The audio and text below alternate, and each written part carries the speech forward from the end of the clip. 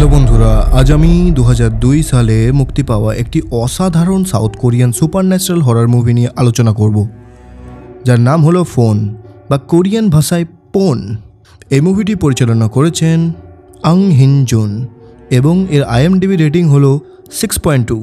অনেক দর্শকই কোরিয়ান নাম বুঝতে সমস্যায় পড়েন, তাই আমি আপনাদের অনুরোধ করব একটু মনোযোগ দিয়ে শুনবেন যাতে মুভিটি ভালোভাবে বুঝতে পারেন। আর আমাদের মুভি এক্সপ্লেনেশনগুলোকে এতটা সাপোর্ট করার জন্য আপনাদের সবাইকে হৃদয় থেকে ধন্যবাদ।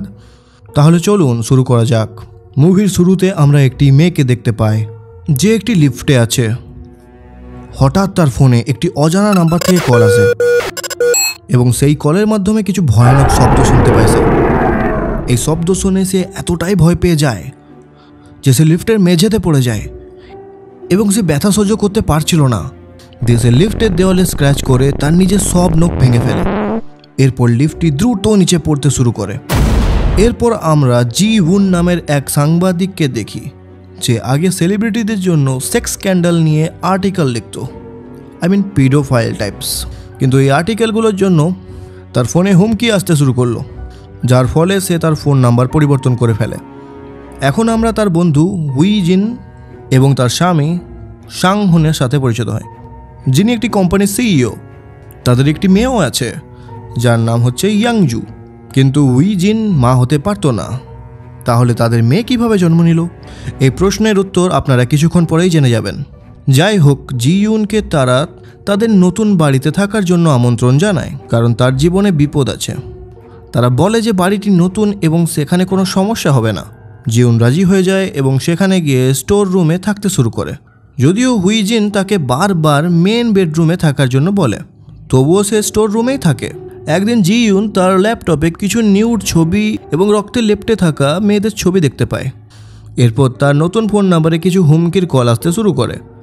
সে মনে করে যে এই সব তার আর্টিকেল লেখার কারণে হচ্ছে এবং তার কম্পিউটারটাও কেউ হ্যাক করেছে।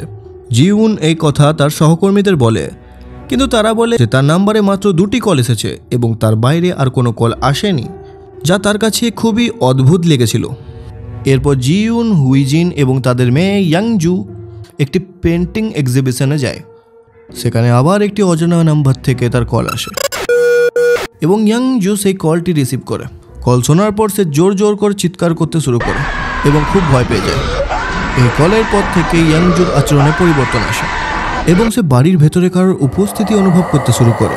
এই ছোট্ট মেয়েটির অভিনয় খুবই ভালো, তার এক্সপ্রেশন এবং আচরণের পরিবর্তন খুব সুন্দরভাবে ফুটে উঠেছে সিনেমার মধ্যে। অদ্ভুত ব্যাপার ছিল, ইয়াংজু তার বাবার দিকে বেশি আকৃষ্ট হতে শুরু করে এবং তার মাকে এড়িয়ে চলতে থাকে।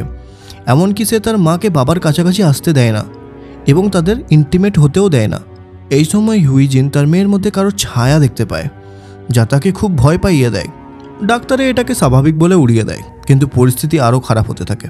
জি উনের কাছে আরও রহস্যময় কল আসতে শুরু করে এবং সে প্রতিদিন একটি টিনেজারকে বিপরীত বিল্ডিংয়ে পিয়ানো বাজাতে দেখে।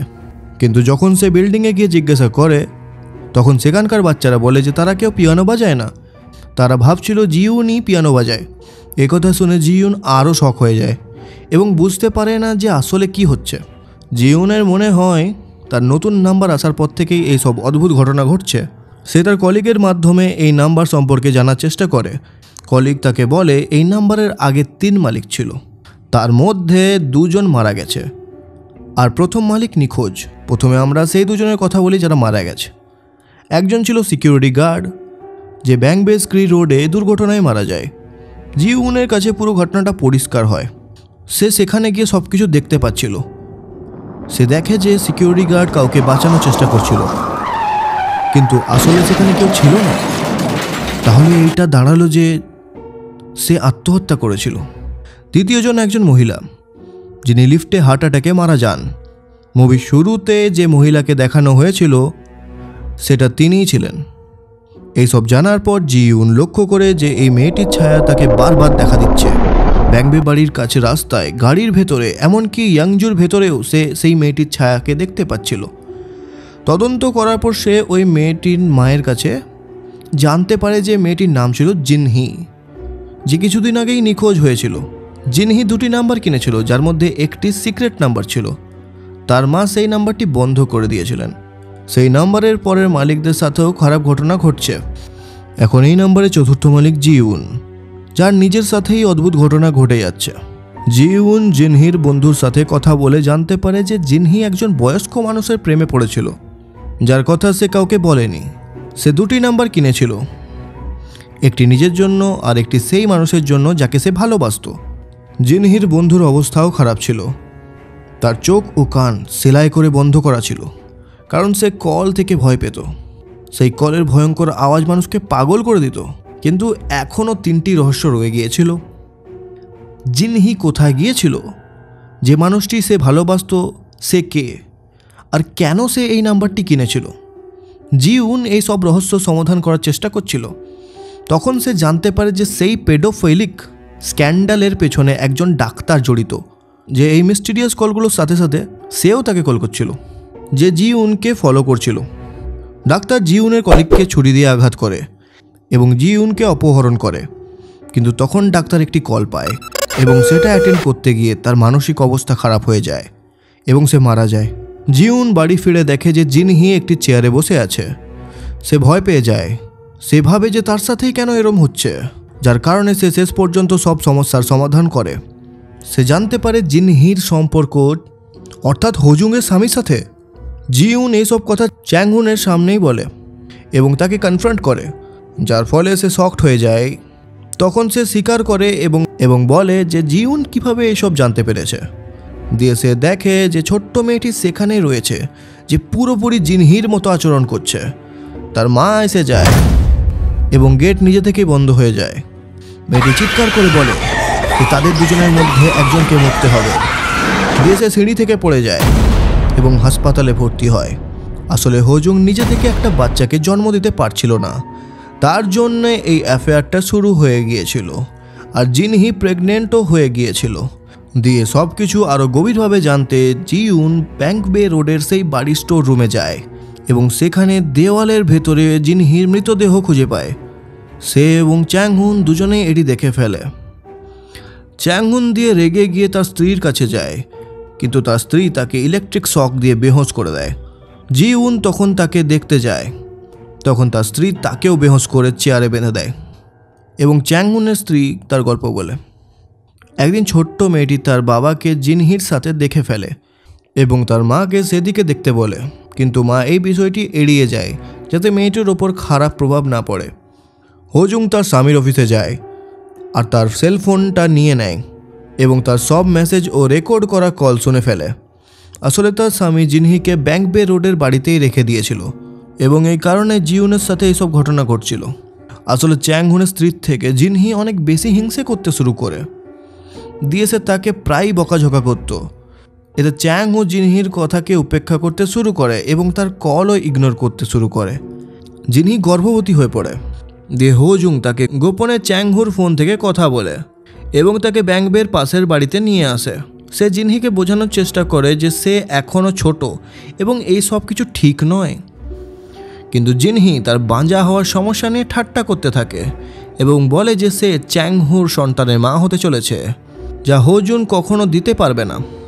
এতে তাদের মধ্যে তুমুল ঝগড়া বাঁধে এবং জিনহি হোজুংকে গলা টিপে মারতে চায়, কিন্তু হোজুং তাকে সেই সিঁড়ি থেকে ধাক্কা দিয়ে দেয় যেখানে কিছুক্ষণ আগে ইয়াংজু পড়ে গিয়েছিল।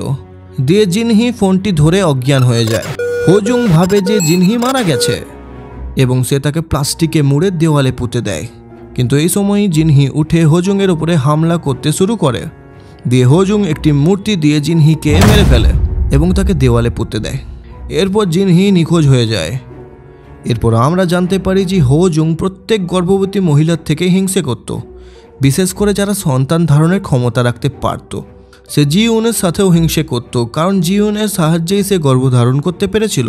এই জন্য সে ভয় পেত যে সন্তান বড় হয়ে গেলে জিউনকে মা বলে না ডাকতে শুরু করে। বাড়ির ভেতরে দেখা যায় যে ওয়াশরুমের ভেতরে চ্যাংউনের মরা পড়ে আছে এবং তার হাত কাটা, যা হোজুন করেছিল। সে ভেবে নিয়েছিল সে সবাইকে মেরে ফেলবে এবং সবাই ভাববে যে এটি একটা আত্মহত্যা। হোজুং জিউন এবং জিনহির মৃতদেহে পেট্রোল ছিটিয়ে দেয়, কিন্তু সে যখন আলো জ্বালাতে যায় তখন আগুন নিজে নিজেই নিভে যায়। আমরা দেখতে পাই যে জিনহি এর ভূত চলে এসছে, যে কিনা হোজুংকে জীবনে মেরে ফেলে। জিনহি তার প্রতিশোধ নেয় এরপর শুধু জিউন আর ইয়াংজু বেঁচে থাকে। শেষে আমরা দেখতে পাই যে এই অভিশপ্ত ফোনটাকে জিউন সমুদ্রের জলে ফেলে দেয়, যেটা সেখানে গিয়ে বেজে ওঠে। আর মুভিটি এখানেই শেষ হয়ে যায়। এই ছিল 2002 সালের ফোন সিনেমা। আশা করি মুভিটি আপনাদের ভালো লেগেছে। সিনেমাটিতে একের পর এক টুইস্ট আছে যা খুবই মজাদার। কিছু লোক এই নাম্বারটি নেওয়ার পর মারা গিয়েছিল কারণ তারা জিনহির ইঙ্গিত বুঝতে পারেনি। জিউন বেঁচে গেছিল কারণ সে নিজেই একজন মা ছিল।